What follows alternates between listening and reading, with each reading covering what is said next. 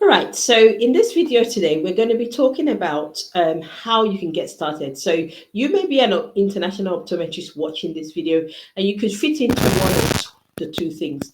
Either you are an international optometrist practicing outside the UK in your country of qualification, or you've come into the UK maybe on a care visa, on a health visa, a spouse visa, maybe you're here, or even a student visa, and you want to know how you can transition into becoming a qualified optometrist practicing here in the UK. Now, this video is going to be so helpful to you. On the channel, I have done a step-to-step video on how the process and what you do, but I didn't really go into the nitty-gritty details of it and go into websites, and that is what we're going to do in this video. So if this sort of thing is anything that interests you, you're an international optometrist thinking of practicing in the UK, you are going through your pre-registration year in the UK, this is what this channel is all about. I want you to subscribe, like, and more importantly, tell your friends, your optometrists, your optom friends in different countries, even those in the UK, that this is where they need to be to get information. Okay, right. So I'm just going to share my screen right now, and I will take us to that website. I'm just going to go really step by step so you can do the same thing at home. Okay, so, and I'm just going to be checking that, yes, that's what I want you to be seeing. And so you are going to just type, yeah, on the search bar, general, yeah, just General Optical Council. You can see it's come up there for me, and then you're going to search it. And then we have the General Optical Council, and we will click on it. Okay, and it should bring you to this particular site. And then what we are going to do is we would go to registration, click on it, and we're going to look register, no, renew, no, register from overseas. This is the one we want, register from overseas. Okay, and then you're going to click down international optometrists. I'm going to pause here and say, previously, when the United Kingdom was in the European Economic Area, it was quite a very straightforward process. If you qualified in Spain or in Germany, anywhere, in the EEA area, it was just an application. You just send in an application, and then you come into the United Kingdom to practice. But now, as far as you qualification is not Switzerland or United Kingdom, your tab is the International Optometrist tab. So we're going to click that.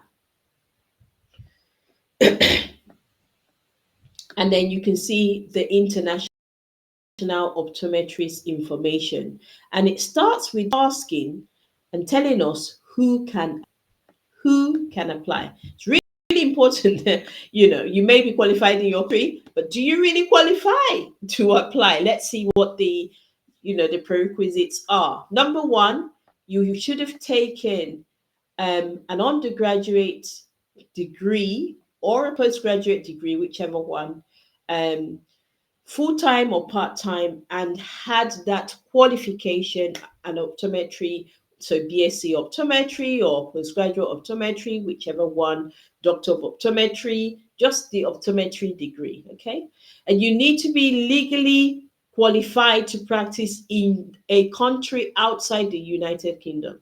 It doesn't matter whether it's the country where you qualified in, because some people will school in a one country and they move to another country to practice, absolutely fine. Okay. And then, in very liberal with this one, how many years of practice do I need? It answers it for you. You just need 1 year, but within the last 10 years. So as at the time of this recording, which is 2024, if you practiced anytime from 2014, 2015 onwards, you can definitely start the process to qualify to practice in the United Kingdom. Now, if you're watching this video long after the video was made, which was December 2024. You want to really follow. That's why I'm doing this video, because the other one is a step to step. That was what applied at that time. Yeah. Excuse me. But we don't know. I don't know at the time you're watching what will be happening. But if you go to the website, go to International Optometrist, it's going to tell you the process. Okay. And now you need to be registered with the regulatory body of the country that you're practicing. Okay.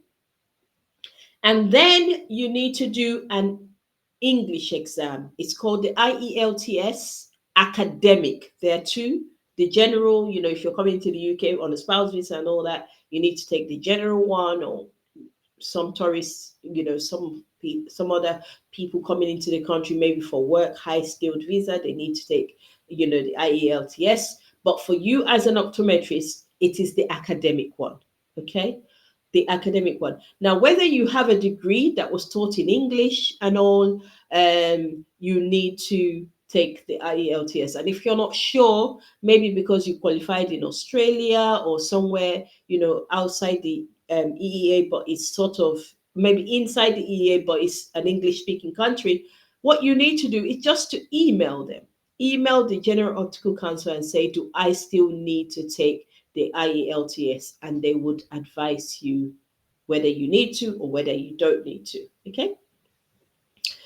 All right. Now, and it says, let's just click on there. So everything is just self-directory. You go into, let me see what's sharing now. Yes.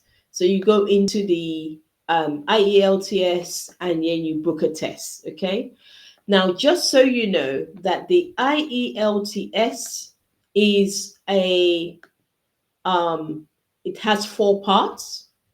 The good thing about IELTS now is that when you take the exam, I'm just going to talk about the requirements. You need to get a minimum score of 7 and no lower than 6. So if you get an overall of 9, of 8.5, of 8, of 7.5, or 7, and any element, the 4 elements are reading, writing, speaking, and listening. If any of those elements were 5.5, you need to retake that element.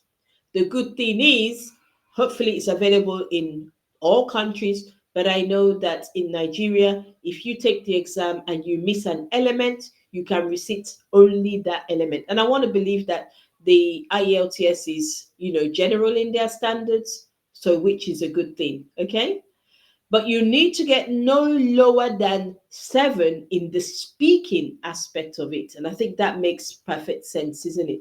Because if we are going to practice in United Kingdom, where you'll be writing referral letters, discussing with patients in English majorly, except you come across, someone from your town, it's not illegal to speak your language in the consulting room. They just want to make sure that you can communicate clearly. Okay. So the first few practice in your country and all that, I know most of you watching would have it, but I accept you started this process, or maybe you came in to the United Kingdom with a spouse visa, especially if that IELTS, back in the day, it used to last for 2 years. So you may have come in on a spouse visa, but if you spouse visa, usually it's for general. So as far as you've taken the academic for any other reason, that academic IELTS result, and you've met the bands as stated here, you can still use that particular one. And when you finish that, or alongside that, you want to do the QC. And the QC is where your professional documents are verified. Okay.